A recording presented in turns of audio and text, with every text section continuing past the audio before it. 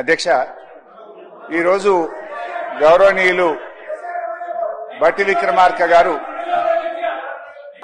గౌరవనీయులు ఉప ముఖ్యమంత్రి బట్టి విక్రమార్క గారు నేను అడిగిన ప్రశ్నకు వారు సమాధానం ఇచ్చారు. రాష్ట్ర ప్రభుత్వం ఎఫ్ఆర్బిఎం కింద తీసుకున్న అప్పులు 51,277 కోట్లని చెప్పారు. అఫ్ కోర్స్ ఈ రోజు ఉదయం నేను రిజర్వ్ బ్యాంక్ ఆఫ్ ఇండియాది కూడా రిపోర్ట్ తీసుకున్న పొద్దున్నే నెట్ లో ఈ రోజు కలిపితే ఇంకో 3,000 కోట్లు పెరిగింది. ఆల్రెడీ ఇంతకుముందే 2003వ తారీఖు 5వ తారీఖు తీసుకున్నారు. ఇవాళతో కలిపితే ఇంకో 1000 పెరిగింది. 55,277 కోట్లు ఎఫ్ఆర్బిఎం కింద తీసుకున్నారు. కార్పొరేషన్ గ్యారంటీల కింద 61,991 కోట్లు తీసుకున్నారు. 10,099 కోట్లు గ్యారంటీ లేకుండా తీసుకున్నారు.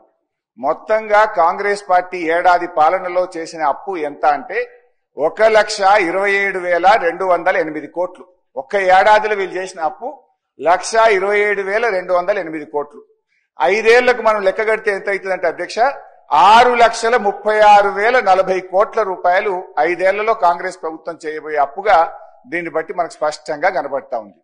ఇకపోతే అధ్యక్ష, ఈ మధ్య కాలంలో కాంగ్రెస్ పార్టీ నాయకులు వైట్ పేపర్, కాంగ్రెస్ పార్టీ పెట్టిన వైట్ పేపర్ బుక్ కూడా తెచ్చాను. ఇది వైట్ పేపర్. అదే విధంగా బట్టి విక్రమార్క గారు ఈ సభలో పెట్టిన పేపర్. దీని ఆధారంగా నేను పోయినసారి బడ్జెట్ సమావేశాల్లో కూడా చాలా స్పష్టంగా చెప్పాను. మీరు గతంలో బీఆర్ఎస్ పార్టీ 10 ఏళ్ల కాలంలో 671 అని ఒకరంటారు, 7 లక్షల కోట్లని ఒకరంటారు, 711 అని నోటికొచ్చినట్టు మాట్లాడుతున్నారు. I challenge in this house, ఒకరోజు స్పెషల్ గా డిబేట్ పెడతారా పెట్టండి, లేదు ఆడిటర్లను పిలిచి పెడతారా, ఫైనాన్స్ డిపార్ట్మెంట్ పెట్టి పిలుస్తారా పిలవండి. ఐ వాంట్ టు ప్రూవ్ 10 ఏళ్ల బీఆర్ఎస్ కాలంలో జరిగిన మొత్తం అప్పు కేవలం 4,17,496 మాత్రమే. కానీ గోరంతలు కొండంతలు చేసి గోబల్స్ ప్రచారం చేసేటువంటి ప్రయత్నాన్ని ఈ సభ ద్వారా నేను తీవ్రంగా ఖండిస్తా ఉన్నాను. గతంలో గౌరవనీయులు బట్టి విక్రమార్క గారు ఎన్నికల ముందు ఆదాయాన్ని సమకూర్చడంలో కాంగ్రెస్ పార్టీకి అపారమైనటువంటి అనుభవం ఉంది, హామీలన్నీ నెరవేర్చడం మాకు పెద్ద సమస్యే కాదు అని ఎన్నికల ముందు చెప్పారు. వీడియో కూడా ఉంది, కావాలంటే పంపిస్తాను. ఇప్పుడు అధికారంలోకి వచ్చిన తర్వాత ఏమైంది, ఏడాది అయింది, హామీలు ఎప్పుడు అమలు చేస్తారంటే అప్పుల పేరు చెప్పి తప్పించుకునేటువంటి ప్రయత్నం చేస్తున్నారు.